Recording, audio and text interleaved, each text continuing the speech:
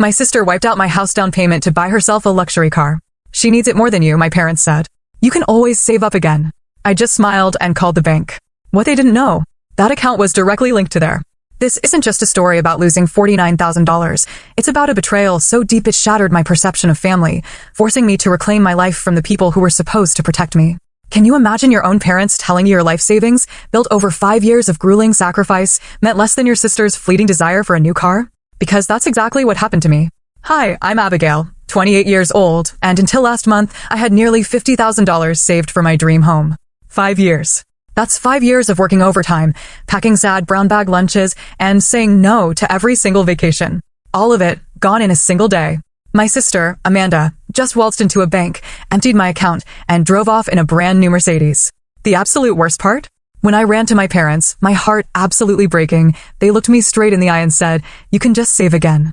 Amanda needs this more than you." I was stunned. Silent. Growing up in suburban Boston, it was always painfully clear who the star of our family was. Amanda, my younger sister by 2 years, had that effortless beauty, the kind that made heads turn even when she was a teenager. I was the awkward one, braces, glasses, constantly struggling to fit in. Meanwhile, Amanda was the cheerleading captain, a trail of admirers following her through the hallways. Our parents, Robert and Eleanor Thompson, never even tried to hide their favoritism. When Amanda made the honor roll, there were celebrations, gifts, lavish dinners. When I brought home straight A's, I'd get a quick pat on the back and a dismissive, "That's what we expect from you, Abby." My father, a high school football coach, just clicked with Amanda's athletic ability and outgoing personality. My mother, a real estate agent, loved parading her beautiful daughter at open houses, swearing it helped sell homes faster. I learned early on that the only way to get any attention in our house was to be supremely responsible. So that's who I became. While Amanda went to parties and dated the popular boys, I buried myself in studies, joined academic clubs, and meticulously planned my future. I wasn't doing it for praise anymore. I knew that wasn't coming. I was doing it because I realized no one was going to look out for me except myself. College was when the financial disparity became impossible to ignore. My parents paid Amanda's full tuition at a private university, where she changed majors 3 times before finally settling on communications. Me? I attended the state university on a partial scholarship, working 20 hours a week at the campus bookstore, taking out loans to cover the rest. When I asked my parents why they wouldn't help me the same way, my father just said, "You're smart, Abby. You'll be fine no matter what. Amanda needs the extra support." Those words became the theme of my entire life. Amanda needs it more. I graduated with an accounting degree and $30,000 in student debt. Amanda graduated with no debt, no job prospects, and moved straight back home where my parents had converted the basement into what they generously called her starter apartment. I took a job at a mid-sized accounting firm in Boston, rented a tiny studio apartment with a roommate, and created a strict budget that would allow me to pay off my loans in 3 years instead of 10.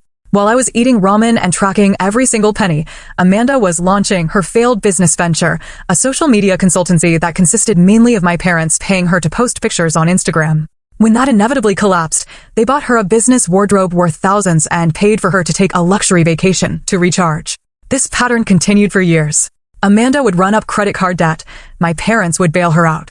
She needed a new car because hers was embarrassing. For client meetings, they co-signed the loan. Meanwhile, I was getting promoted at work, building my credit score, and finally paying off my student loans. 5 years ago, after a significant promotion, I opened a special savings account dedicated solely to my future home. Every month, a portion of my paycheck automatically transferred into it. I tracked interest rates, researched first-time homebuyer programs, and calculated exactly how long it would take me to afford a down payment on a modest house in a decent neighborhood. My grandmother, Margaret, was my only ally in the family. Unlike my parents, she actually recognized and appreciated my responsibility. "Your sister may get all the attention now," she told me over tea one Sunday, "but you're building something that will last." Financial independence is the greatest gift you can give yourself. She had grown up during the Depression and truly understood the value of self-reliance. Her words became my mantra whenever I felt tempted to spend money on something frivolous. Last year, things seemed to be improving with my family. Amanda had actually held a job at a marketing firm for over a year, her longest employment ever. My parents even started acknowledging my career achievements, hosting a small dinner when I was promoted to senior financial advisor. For the first time in years, I felt like we were becoming a normal family, one where all members were valued equally. That newfound comfort, that fragile sense of normalcy, led me to let my guard down. I started sharing more about my life, including my excitement about finally reaching my savings goal for a house. During a family dinner 3 months ago, I mentioned I was close to having enough for a down payment and had started looking at listings. That's wonderful, honey, my mother said, seemingly genuinely happy for me. My father raised his glass in a toast, and even Amanda asked to see some of the houses I was considering.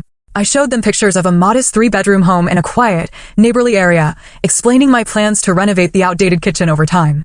They all seemed supportive, offering suggestions and expressing excitement. For once, I felt truly seen and appreciated by my family. That moment of connection made what happened next all the more devastating. Last month, I scheduled a meeting with Jessica, a realtor recommended by a colleague. After years of dreaming, researching, and saving, I was finally ready to make an offer on a house I'd fallen in love with, a charming colonial with a small yard and a bay window, perfect for reading. The night before our meeting, I decided to check my special savings account one last time, wanting to confirm the exact amount I had available. I remember every detail of that moment. I was sitting at my kitchen table, laptop open, a cup of chamomile tea steaming beside me.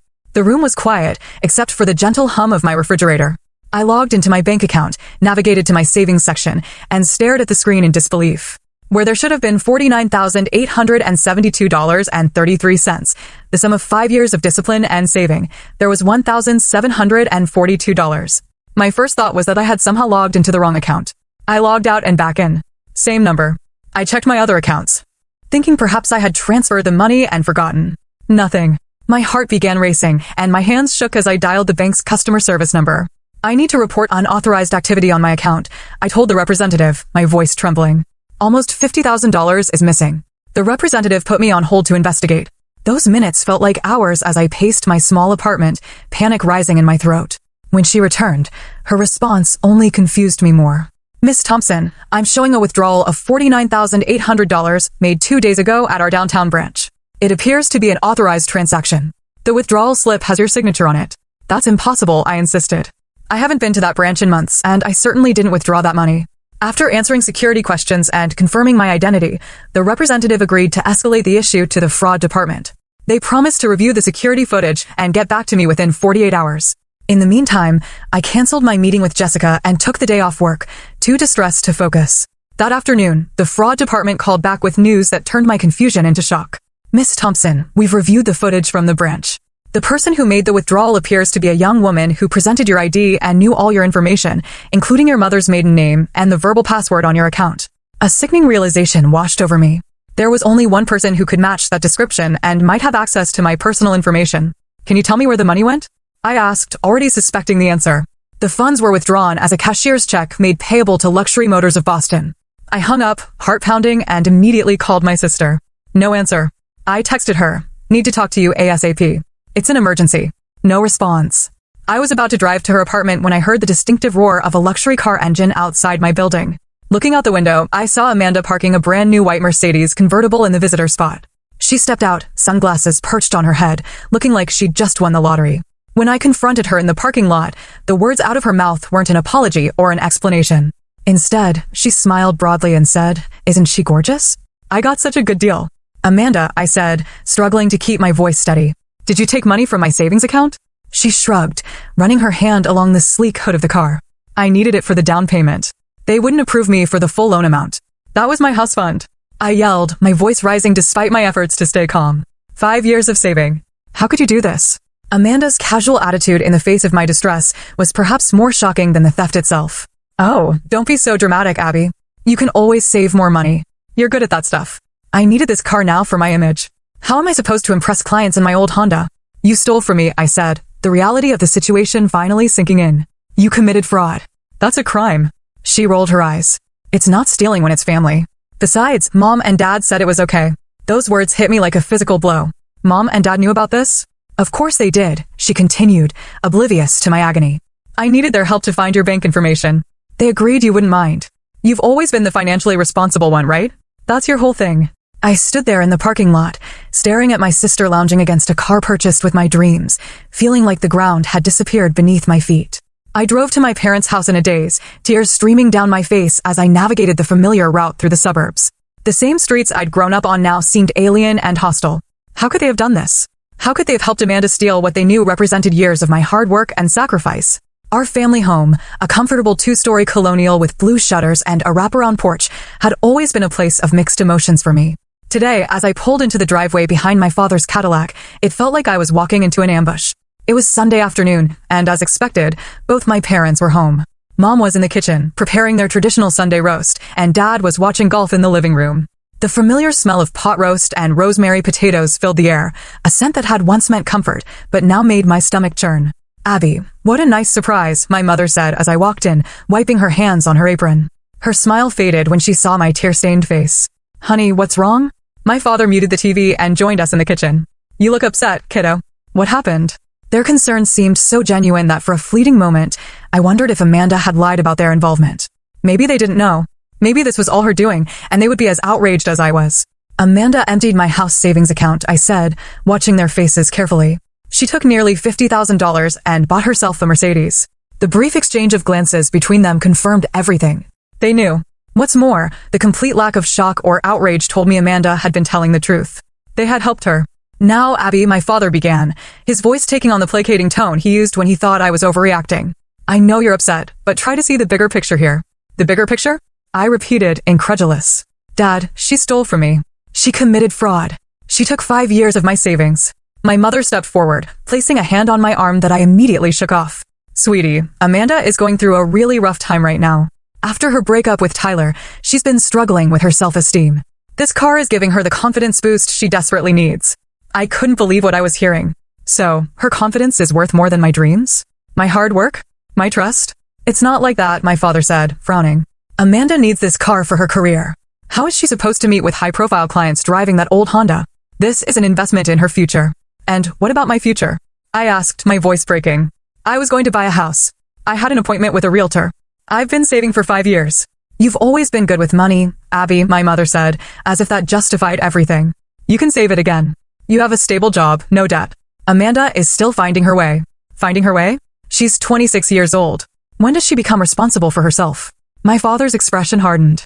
"That's enough, Abigail. Your sister needed help, and we, as a family, stepped up. You've always been the successful one.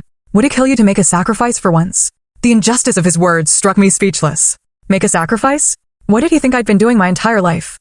The front door opened and Amanda walked in, car keys dangling from her fingers. She'd changed into designer sunglasses and a new outfit that probably cost more than a month of my mortgage savings. "Oh, good. You're all here," she said, seemingly oblivious to the tension. "Mom, can you help me set up the insurance for the new car? The dealer said I need to do it by tomorrow." I stared at her in disbelief. "Are you serious right now? You steal my money and then waltz in here asking for more help." Amanda rolled her eyes. "God, are you still upset about that? I told you, you can save it again.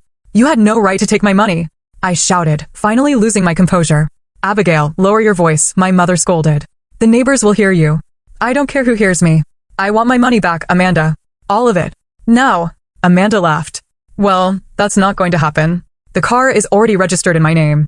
Besides, Mom and Dad agree I needed it more than you need some house." I turned to my parents, hoping against hope that they would correct her, that they would take my side just this once. Instead, my father put his arm around Amanda's shoulders protectively. "Abby, you're being selfish," he said. "Family helps family.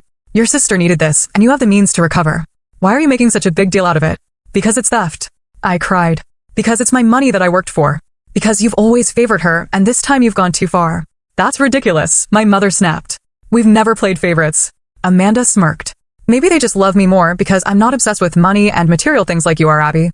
The irony of her statement, as she stood there draped in expensive clothes, keys to a luxury car in hand, all purchased with my stolen money, was apparently lost on everyone but me. "I can't believe this is happening," I said, my voice dropping to a whisper. "I can't believe my own family would do this to me."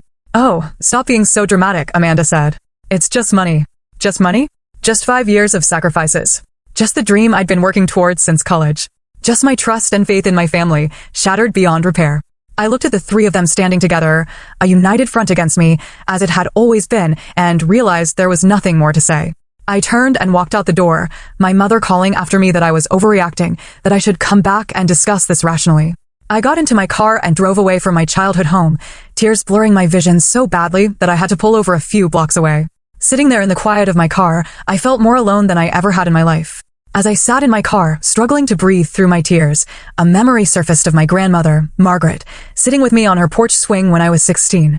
I had just been passed over for a leadership position in the school newspaper in favor of Amanda, despite having more experience and better qualifications. "Family is important, Abigail," Grandma had said, her weathered hand patting mine.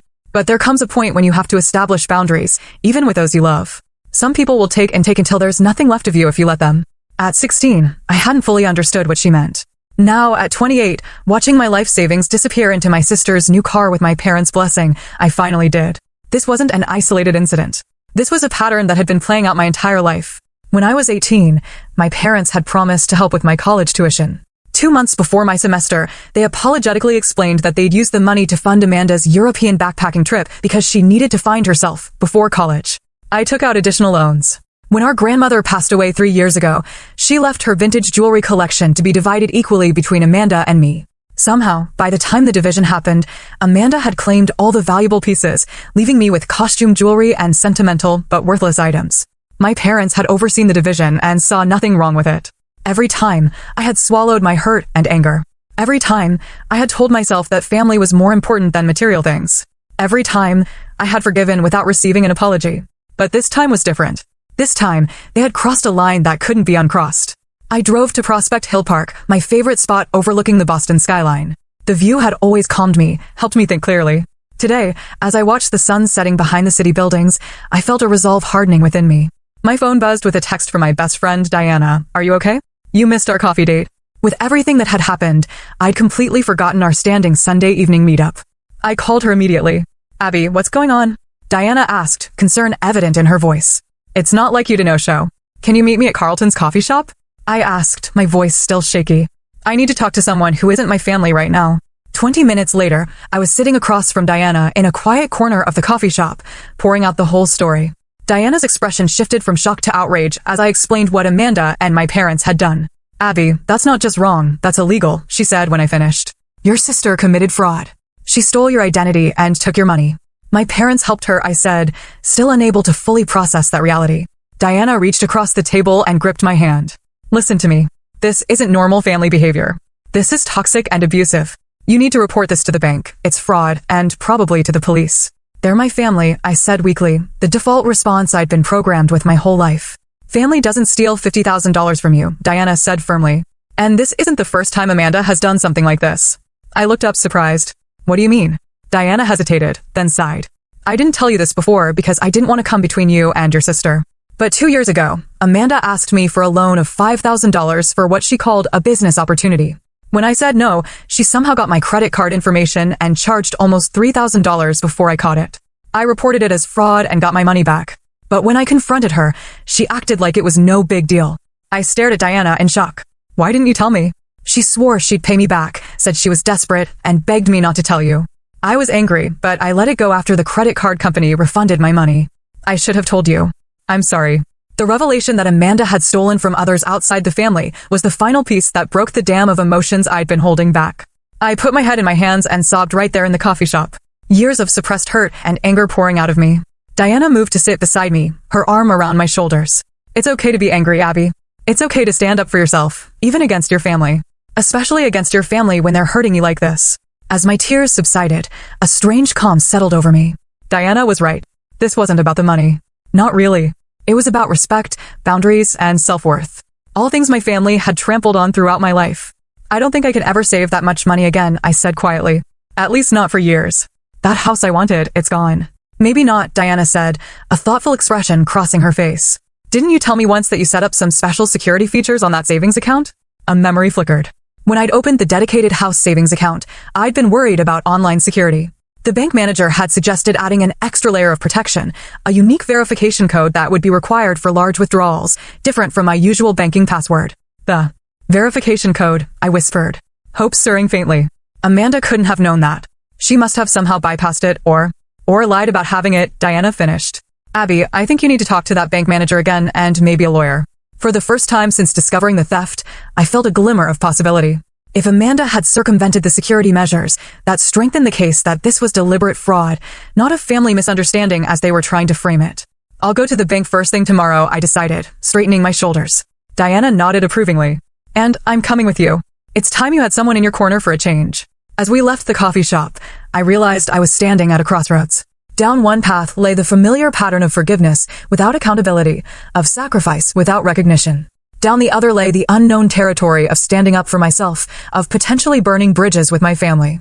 Grandmother Margaret's words echoed in my mind. Financial independence is the greatest gift you can give yourself.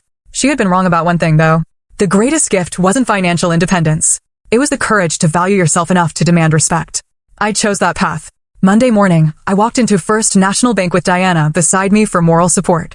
I had called ahead and scheduled a meeting with William Parker, the bank manager who had helped me set up my house savings account 5 years ago.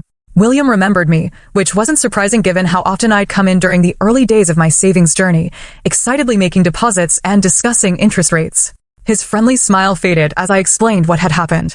Miss Thompson, I'm deeply concerned about what you're describing, he said, reviewing the transaction records on his computer. This account indeed had our enhanced verification protection, which requires a separate 6-digit code for withdrawals over $10,000. This code is different from your regular banking credentials. My sister couldn't have known that code, I confirmed. I never shared it with anyone.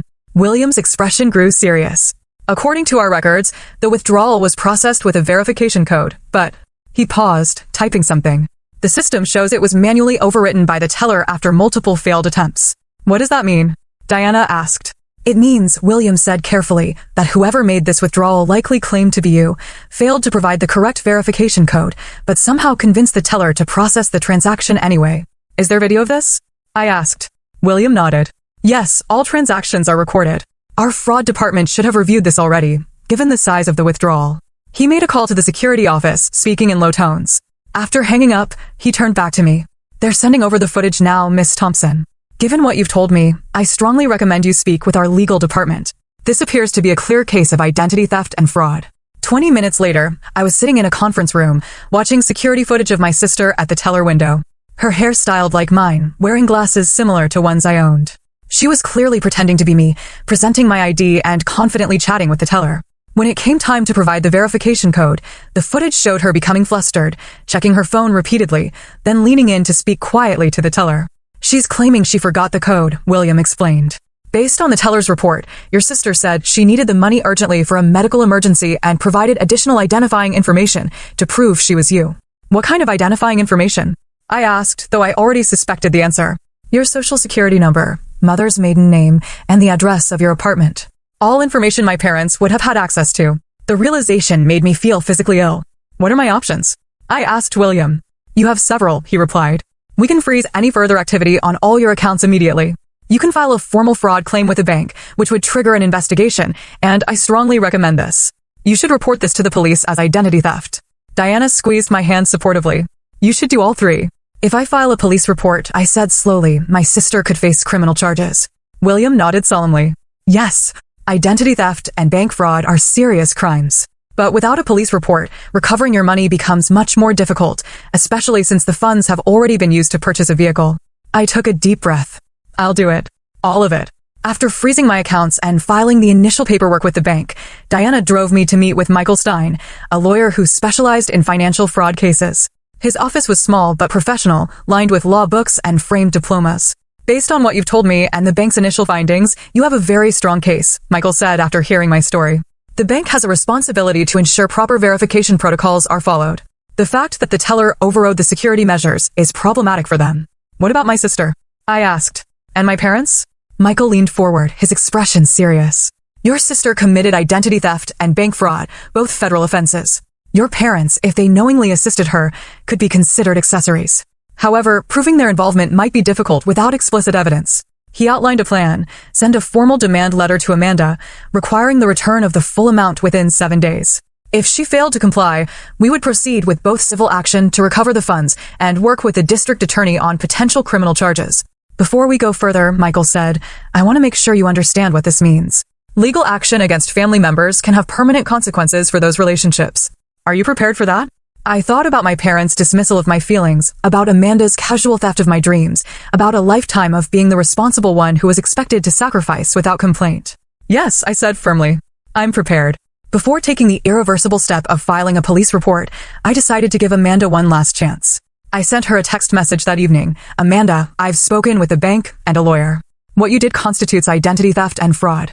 I'm giving you one opportunity to return the full amount you took from my account. If you don't, I will be filing a police report tomorrow and pressing charges. This is not a threat. It's the consequence of your actions. Her response came minutes later, LOL. Are you serious? You would send your own sister to jail over money? Good luck with that. Mom and Dad would never let you. Her dismissive attitude erased any lingering doubts I had. The next morning, I sat in a police station with Officer Thompson, a patient woman who carefully documented every detail of my case. Unfortunately, we see cases like this more often than you'd think, she told me. Family financial fraud is surprisingly common and often goes unreported because victims feel guilty about getting family in trouble. I've given her a chance to make this right, I said. That's more than most would do, Officer Thompson assured me. We'll investigate this thoroughly. With the police report filed, Michael sent the formal demand letter to Amanda via certified mail, with copies to my parents' address as well. I also called the dealership where Amanda had purchased the Mercedes, explaining the situation to their finance manager. The vehicle was purchased with fraudulently obtained funds, Michael explained during the three-way call. Your dealership could potentially be implicated if you don't cooperate with recovering those funds. The finance manager, understandably concerned, promised to review the situation with their legal team and get back to us promptly. Throughout this process, my phone exploded with messages and calls from my family. Amanda vacillated between mocking disbelief that I would go this far over money and tearful pleas about how I was destroying her life. My mother left voicemails alternating between guilt trips and threats. My father's messages were simply angry, calling me selfish and vindictive. I stopped reading them after a while, handing my phone to Diana, who filtered out anything important from the barrage of family manipulation. The emotional toll was immense. Despite knowing I was doing the right thing, years of conditioning made me question myself. Was I overreacting? Was I being selfish? Should I just let it go to keep the peace? Diana and my coworker Sarah became my support system, reminding me of the reality when family gaslighting made me doubt myself. Sarah, who had experienced similar family dynamics, introduced me to a therapist specializing in family trauma. What your family did wasn't just financially abusive, Abigail, Dr. Winters told me during our session. It was the culmination of a lifetime of emotional manipulation and scapegoating. Your reaction isn't just about the money. It's about finally saying enough to the entire dynamic. 3 days after the certified letters were delivered, the dealership called. After consulting with their legal department, they had decided to cooperate fully with the investigation. They provided documentation showing that Amanda had used a cashier's check from my bank to make a down payment of $49,800 on the Mercedes, financing the remainder. That same day, the bank's fraud investigation concluded that proper verification protocols had not been followed. They acknowledged liability and agreed to restore the full amount to a new account while the case against Amanda proceeded. It felt like a ray of light in a very dark tunnel. The bank's decision to restore my funds was a major victory, but it was just the beginning of the fallout from my decision to stand up for myself. Amanda was served with legal papers at her workplace, a detail I hadn't specified, but that the process server had deemed appropriate given her avoidance of her home address. She called me screaming the moment the server left, her voice so shrill I had to hold the phone away from my ear.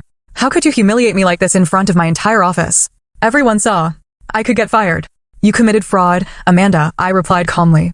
These are the consequences of your actions. It's family money, she yelled. You're being ridiculous.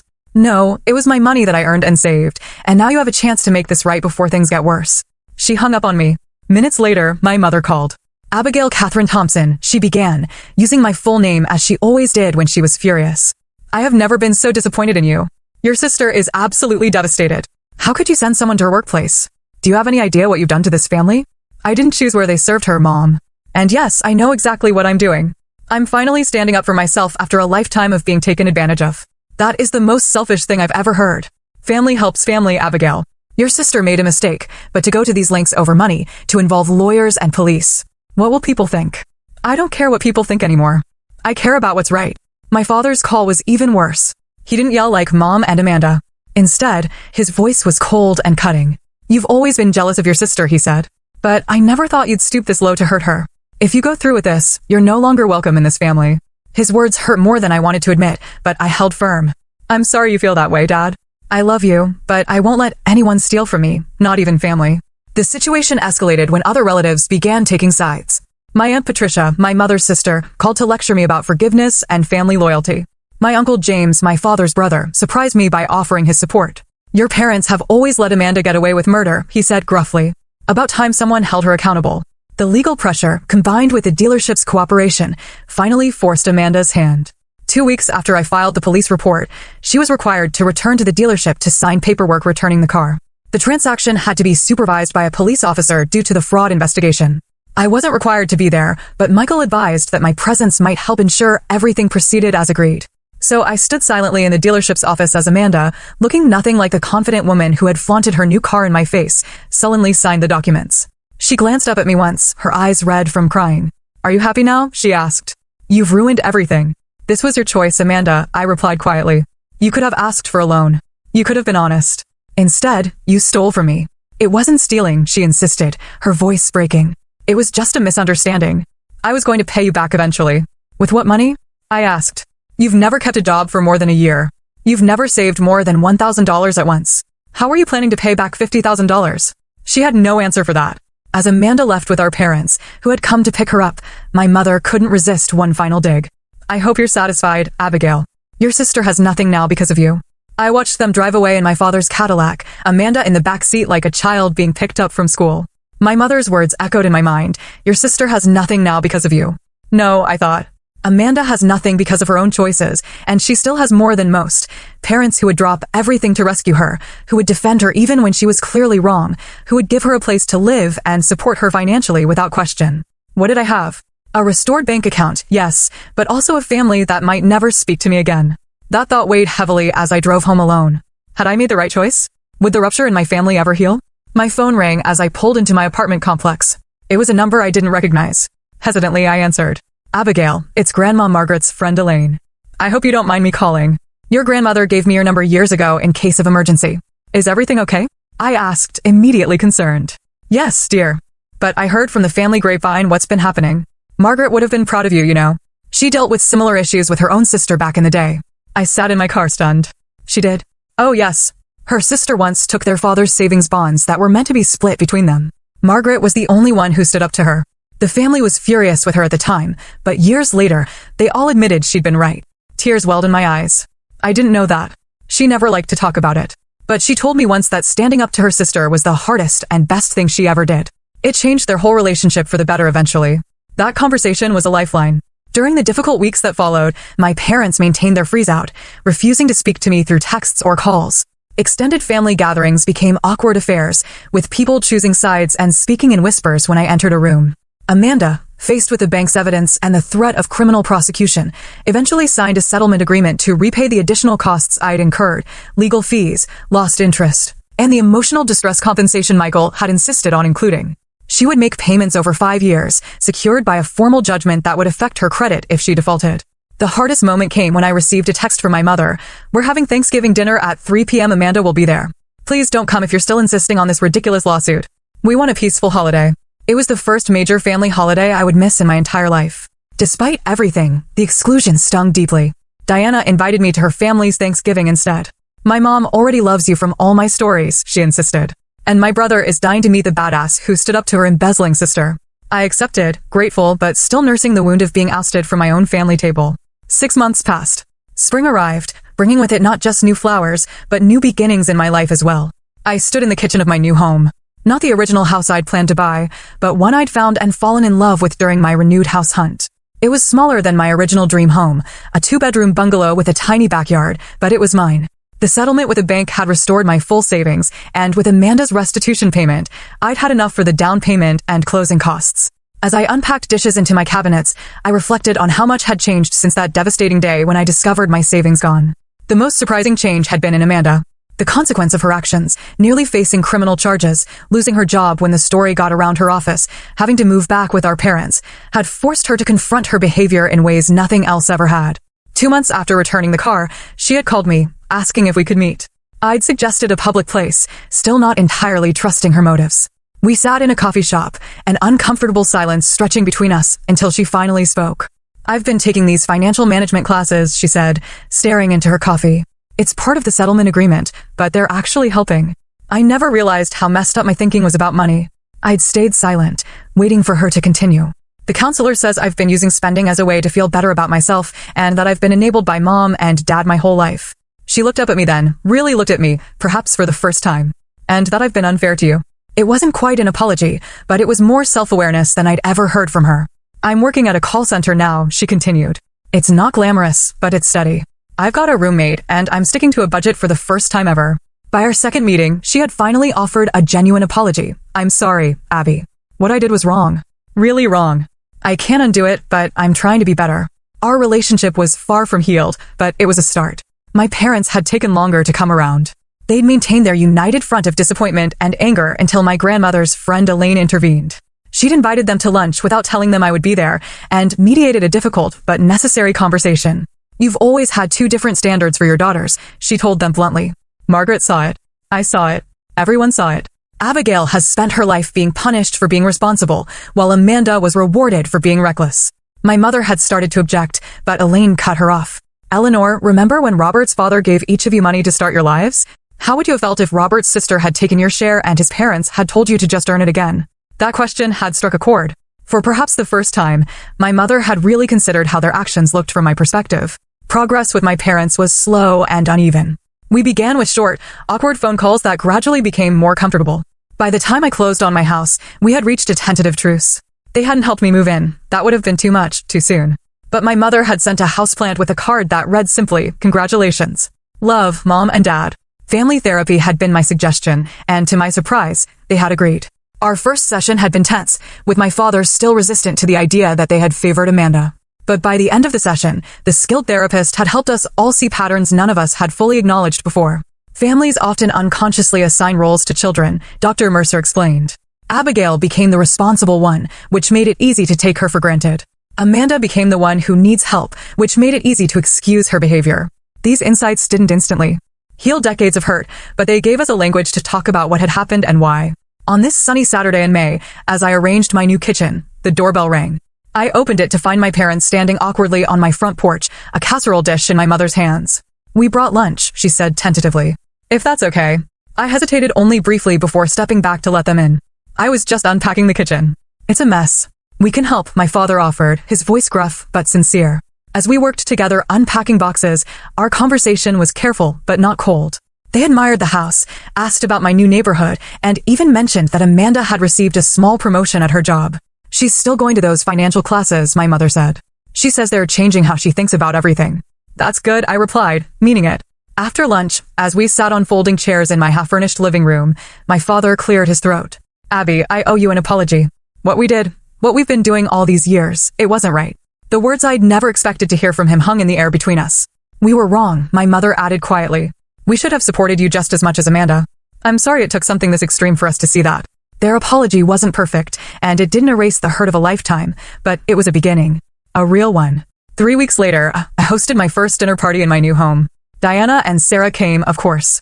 So did Amanda, bringing a bottle of wine she'd actually saved up to buy. My parents arrived with dessert. Grandmother Margaret's friend, Elaine, joined us too, bringing stories about my grandmother that made us all laugh and cry. As I looked around my table at this patchwork of relationships, some old, some new, some healing, some transformed, I realized that I had gained something far more valuable than the money I'd recovered. I had gained self-respect and established boundaries that, perhaps for the first time, my family was learning to honor. The journey had been painful, but necessary. Like Grandmother Margaret before me, standing up for myself had been both the hardest and best thing I'd ever done.